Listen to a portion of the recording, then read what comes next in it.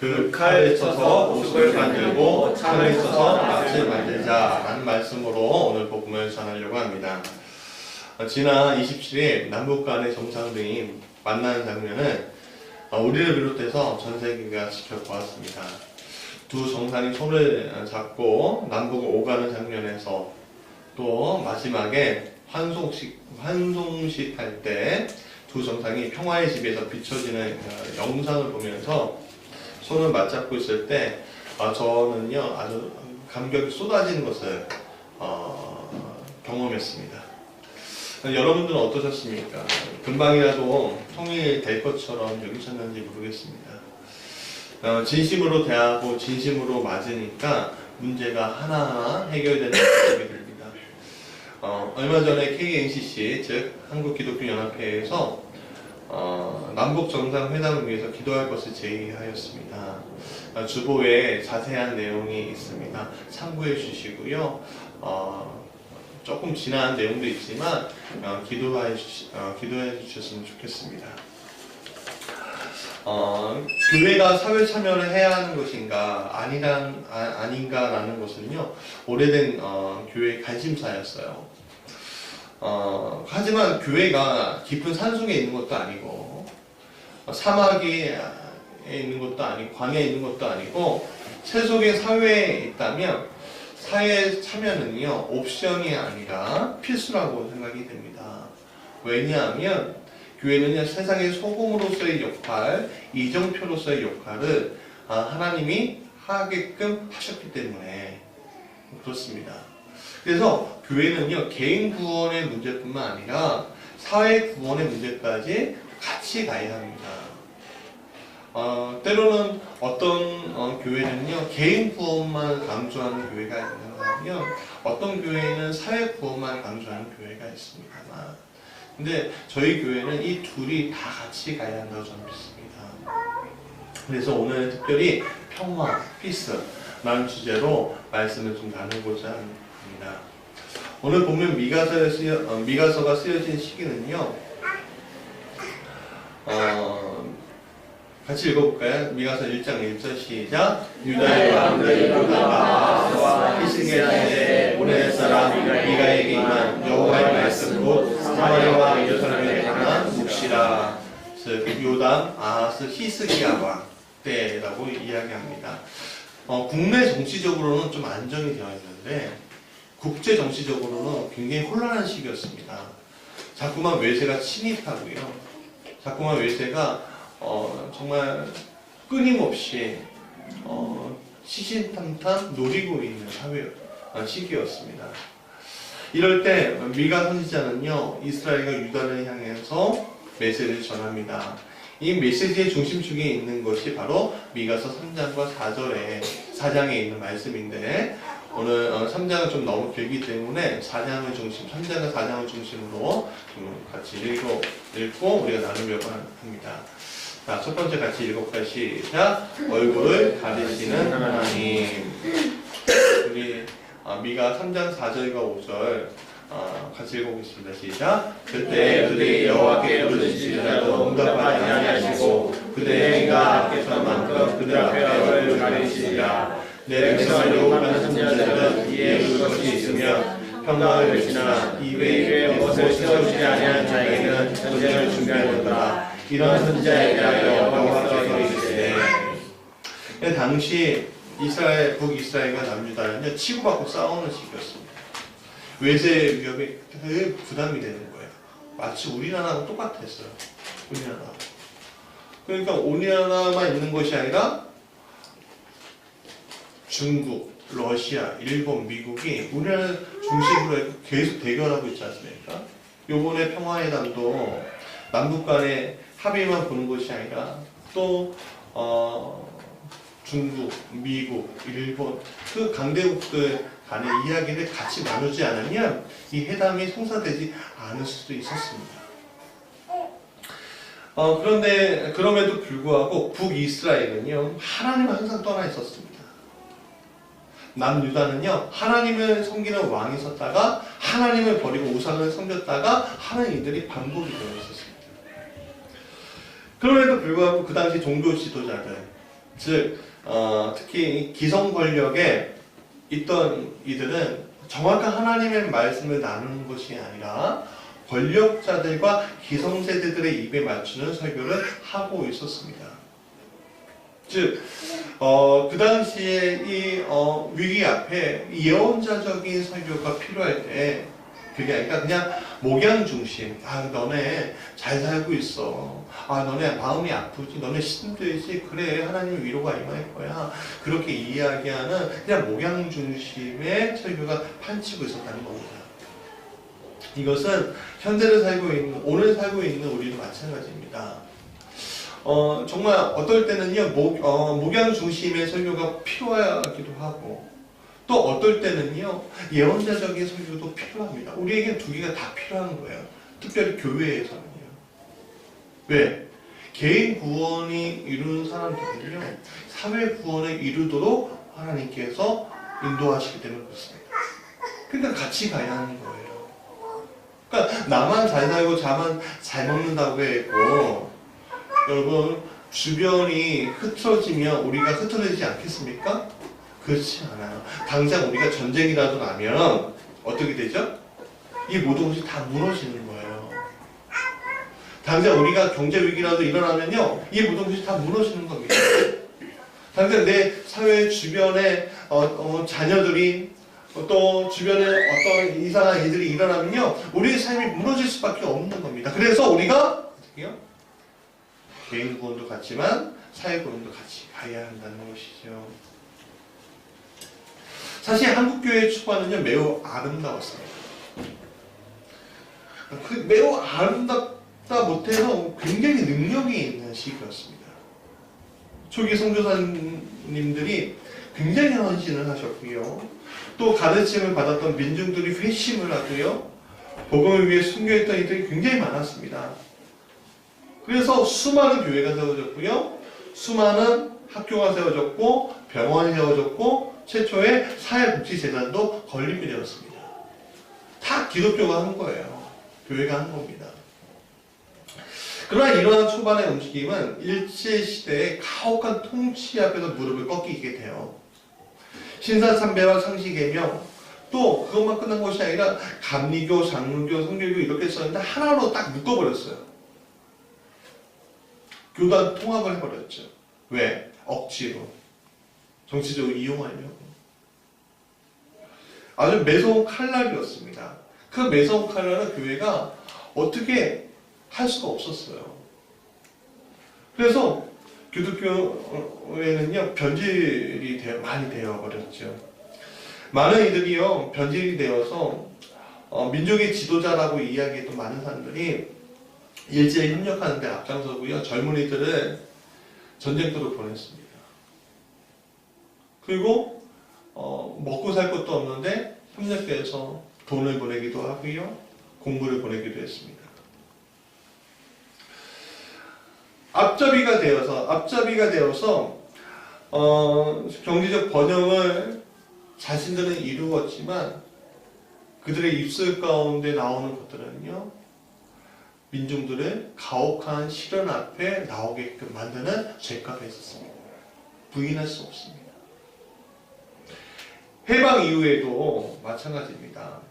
남한 땅에 이승만은요, 와서 권력을 잡기 위해서 일제와 협력했던 친일파들과 또 북녘의 그 공산주의의 핍박을 견디다 못해서 내려온 사람들하고 같이 손잡고 권력을 취합니다. 부끄럽게도 이승만은요, 감리교인이었어요. 그래서 감리교인은요, 굉장히 많은 혜택을 받습니다.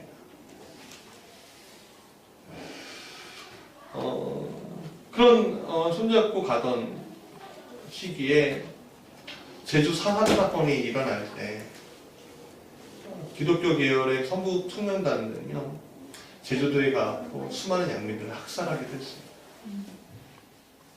그런 죄과가 있는 게 바로 오늘 기독교입니다. 그래서 이승만의 권력에 불을 붙여서 오늘까지도 주요한 어떤 정치 세력화된 것이 바로 기독교의 모습입니다. 부인할 수가 없어요. 이런 일련의 이들에 대해 하나님은요 4절에 같이 읽어볼까요? 시작. 그때 그들이 여호와께 부르짖자 대답하지 아니하시고 그의 행위가 악했던 만큼 그들 앞에 얼굴을 가리시니라. 이 말씀처럼 우리에게 전쟁이라는 큰 시련을 우리에게 주셨습니다. 그리고 경제가 발전했지만 빈부의 격차가 굉장히 심해지는 것도 우리에게 주셨고 경험할 수밖에 없었고 우리의 젊은이들은 군대에 갈 수밖에 없는 이들이 우리에게 펼쳐졌고 또 독재의 칼날도 있었습니다. 그럼에도 불구하고 이 나라를 종교의 자유가 없는 공산주의의 물결이 아닌 종교의 자유가 있는 자유주의의 나라로 만드신 이유가 무엇일까? 하나님이 자신의 얼굴을 완전히 가리지 않았던 이유가 무엇일까? 저는 이것에 대해서 알 수 있는 장소가 있는데 바로 양아진 외국인 묘지, 서대문 형무소, 또 기독교 순교자 기념관을 통해서 볼 수가 있습니다. 우리가 같이 볼 수가 있습니다. 한번 시간이 되면 같이 갈 텐데 양아진 외국인 묘지는요 거기에 십자가들이 정말 많습니다. 그 십자가의 내용은 뭐냐면 초기에 이 한국 땅에서 선교하다가 순교하신 분들입니다. 자녀들이 죽고 또 남편이 죽고 부인도 죽고 온 가족이 선교하기 위해서 이 나라의 민중들을 깨우기 위해서 수고하고 애쓴 흔적들이 양아진 묘지에 있습니다. 두 번째는 서대문 형무소입니다. 유관순 열사가 감리교인인 거 아십니까? 이 유관순 열사를 비롯해서 수많은 분들이 민족의 앞날을 위해서 수많은 기독교인들 민족의 앞날을 위해서 그 형무소에 들락날락했습니다. 거기서 옥중 순교를 하셨죠. 세 번째는 기독교 순교자 기념관입니다. 수많은 사람들이 순교하신 흔적들이 그 기념관에 있습니다. 사진들이. 그것을 보면서 오늘 하나님이 자신의 얼굴을 완전히 가리지 않고 이 나라와 이 민족을 위해서 오늘 일하시는 이유가 여기에 있구나라는 것을 보게 됐습니다. 두 번째 같이 읽어볼까요? 시작. 오라 우리가 여호와의 산에 올라가자. 우리나라는요 순교자들의 피가 아주 잔뜩 흘린 나라입니다. 피가 맑지 않죠. 피는 어떻습니까? 찐득찐득해요. 찐득찐득해요. 만져보면 찐득찐득해요. 조금만 있으면 붓습니다. 그래서 손이 어떻게 해요? 피가 만져지면 손이 물이 되잖아요. 빨갛게. 물로 씻지 않으면요 씻어지지도 않아요. 이 찐득찐득한 피가 이 땅 곳곳에 있기 때문에 하나님이 이 땅을 외면하고 싶어도 외면할 수가 없는 겁니다. 하나님은 이스라엘 범죄함에 대해서 마음이 아프셨지만 외면하지 않으셨습니다. 왜? 자녀니까. 고난과 아픔 속에 그 환경 속에 이스라엘 백성 자체가 누워져 있지만 결코 자녀니까 포기하지 않았습니다.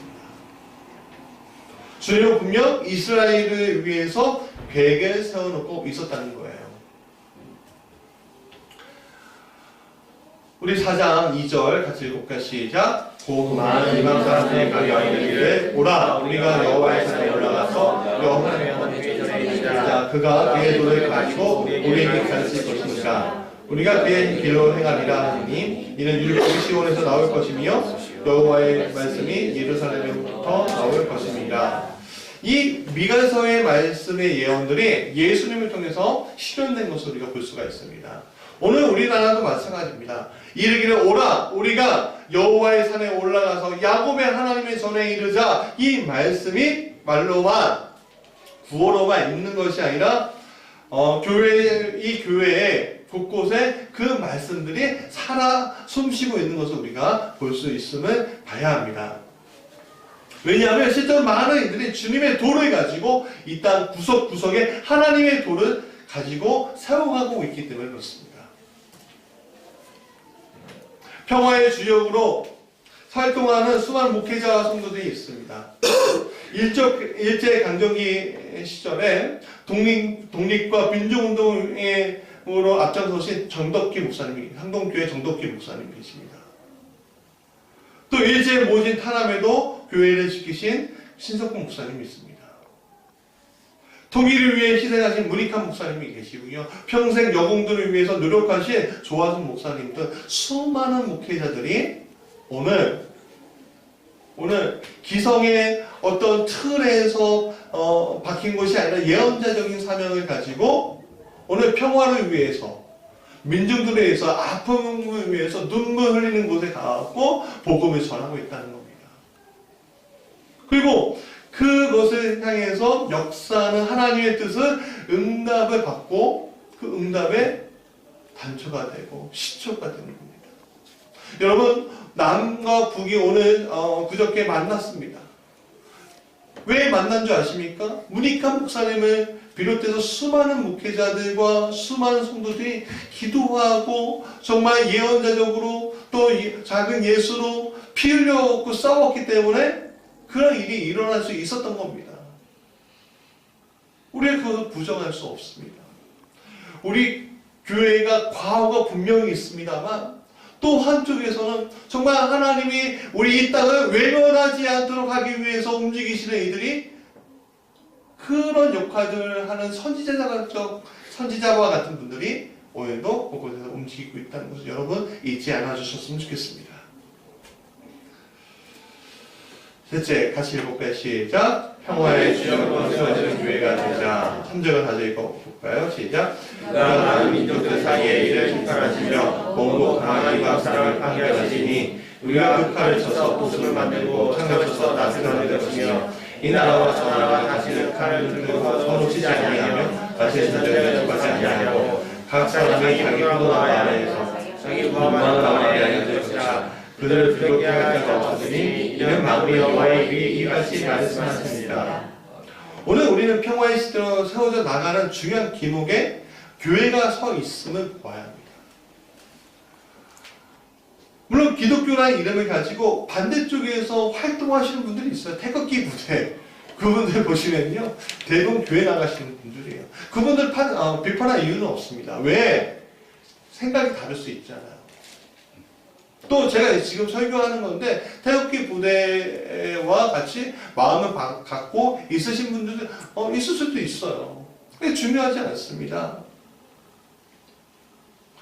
그러나 오늘 우리가 그 부대든 아니면 진보적인 것든 아니면 보수적인 것든 그것들에 용광로에 넣어서 이제는 우리가 평화, 하나님이 주신 그 평화, 화평을 이루어야 하는 그 길목에 우리가 서 있다는 것을 우리가 부인하면 안 된다는 겁니다.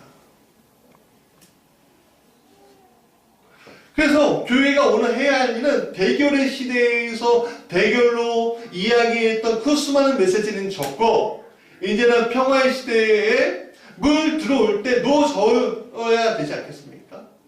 이 평화의 시대에. 그래서 목적지에 이르게끔 우리가 같이 가야 하는 것입니다. 그래서 오늘 본문에 있는 말씀처럼 그 칼을 쳐서 보습을 만들고 창을 쳐서 낫을 만들 것이라는 이 말씀이 오늘 우리에게 좀 더 특별하게 다가와야 한다는 것입니다. 휴전선과 전국토에 있는 산상무기들이 이제 삶에 유용한 도구로 바뀌어야 한다는 것이죠. 오늘 이 교회, 이 작은 교회에서 무엇을 할 수 있을까? 내가 이 개인이 무엇을 할 수 있을까? 내가 좀 더 특별한 사람이 되어야 하는 것인가? 아닙니다. 그렇지 않아도 됩니다. 우리의 할 일은 큰 무엇이 아닌 우리의 생각을 좀 더 크게 가지고 비전을 꿈꾸고 기도하고 우리가 할 수 있는 것에 대해서 조금씩 실천해 나가기만 하면 되는 겁니다. 평화의 주역은요, 판문점으로 가는 길목에 가서 땅 사는 것이 아니라 우리의 삶 속에서 실천해 나가고 우리의 자녀들에게 꿈을 심어주는 거죠. 너가 이 남한 땅, 이 작은 이 섬 같은 이 나라에만 갇혀 사는 것이 아니라 이 북녘 땅에 또 차를 타고 저 중국 땅에, 저 시베리아에, 저 몽골에, 저 유럽으로 우리가 갈 수 있다. 너가 그 주인공이 되어라. 우리 자녀에게 힘어주고 또 우리 자신도 그 주역이 될 수 있다고 꿈을 꾸고 비전을 가질 때 오늘 우리는 그 주역의 한 자리를 꿰찰 수 있는 겁니다. 그래서 오늘 성경에 아까 전에 보니까 뭐라고 했습니까? 각 사람이 자기 포도나무 아래와 자기 무화과 나무 아래 앉을 것이다 라고 얘기했습니다. 이건 무슨 말이냐면 포도나무가 뭐가 열려요? 포도가 열리고 무화과 나무에 뭐가 열려요? 무화과가 열리잖아요. 그건 뭐냐면 자기의 무화과 나무, 자기의 포도나무 그 아래 앉아 있을 때 자기의 먹을 거, 자기의 뭐 걱정, 근심, 그는 때학볕에 그 어려움들, 땀 흘리는 것들, 그 모든 근심 그런 것들을 하나님께서 다 해결해 주신 것을 경험하고 안전하며 화평과 기쁨을 누리는 자리에 서게 된다는 것을 이야기하는 겁니다. 그것이 오늘 우리에게 하나님이 주시는 427 남북 그 정상들이 만난 그 판문점 선언에 있는 겁니다. 여러분, 거기에 어떤 성경의 구절이 있는 것이 아니고 거기에 어떤 하나님의 어떤 목회자의 어떤 메시지가 거기 담아있지 않더라도 하나님께서 그 메시지 안에서 우리에게 주시는 것들을 같이 발견할 줄 알아야 합니다. 한반도에 8천만의 인구가 있지요. 그들에게 각기 다른 생각들이 있을 겁니다. 다른 사고들이 있을 겁니다. 얼마 전 리서치 조사해 보니까 많은 젊은이들이 꼭 통일해야 해? 그 질문하는 것을 보게 됩니다. 통일에 대한 많은 생각들이 있지요. 그런 사고 속에서 오늘 우리는 어떤 사고를 해야 할까요? 네 번째 같이 읽어볼게요. 시작. 오직 하나님 여호와의 이름을 의지하자.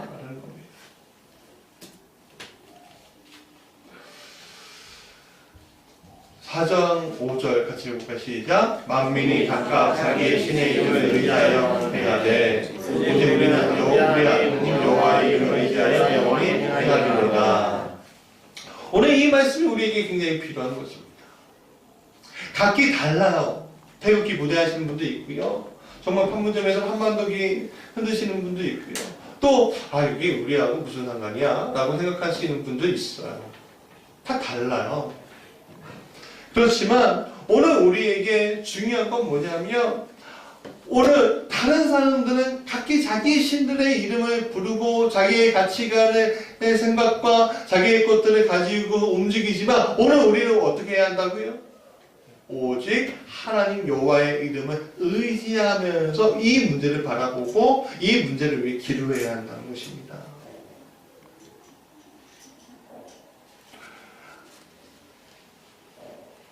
오늘 우리가 여호와의 이름을 의지해서 통일을 말하고 기도하고 실천해 나갈 때 우리에게 정말 통일, 평화, 전쟁의 위협에서부터 벗어날 수 있는 이들이 우리에게 다가올 수 있다는 겁니다.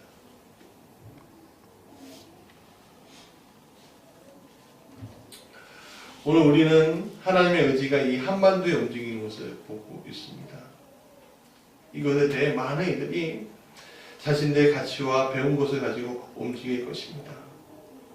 이럴 때 오늘 우리는요, 오직 하나님의 이름을 가지고 기도하고 하나님께서 말씀하시는 길을 가지고 나아가야 될 줄 믿습니다. 우리가 작은 실천들을 한번 해보자고요. 뭐가 있을까요? 우리 식사할 때 한 30초라도 하나님 이 땅에 평화 임할 수 있도록 해달라고.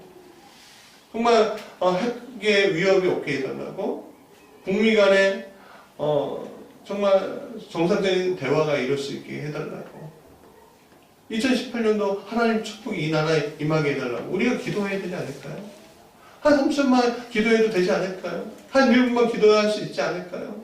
우리가 밥 먹는 것에 대해서 기도하는 것밖에는 우리가 할 것이 없었지만 오늘 하루의 오늘 하루에 밥 먹는 것 때문에 오늘 우리가 수고하고 애썼지만 오늘 우리가 평화가 없다면 그 모든 것은 아무것도 아니라는 것을 우리가 안다면 오늘 그 시간에 우리가 밥 먹는 것을 위해서 또 기도하지만 이 나라의 평화를 위해서 기도하는 것도 우리의 작은 실천이지 않습니다. 우리 자녀들에게 평화를 가르치고 복육 땅을 위해서 가르치고 같이 기도하자고 하는 것도 작은 실천이지 않습니다. 내 주변에 있는 사람들에게 이해시키고 같이 기도하는 것도 작은 실천이겠죠. 다음 여러분, 우리는 각 개인 그런 것을 위해서 기도할 때 좀 어색할 수도 있습니다. 해본 적이 없기 때문에 어색하죠. 그러나 그것들이 우리에게 바탕이 되지 않는다면 오늘 우리는 이 어색한 것들이 우리에게 익숙해서 우리가 기도하고 그런 것들로 가지 않는다면 우리는 오늘 가지고 있는 우리의 일상과 우리의 평화를 무너지는 것을 우리가 볼 수밖에 없습니다. 사랑하는 여러분, 오직 우리는 하나님 여호와의 이름을 의지하고 가야지 믿습니다.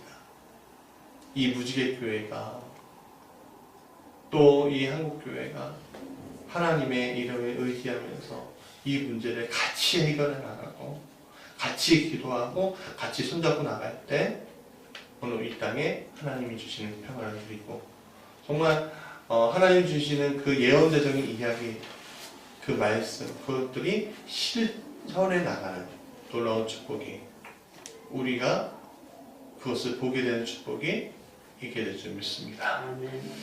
우리 찬양하죠.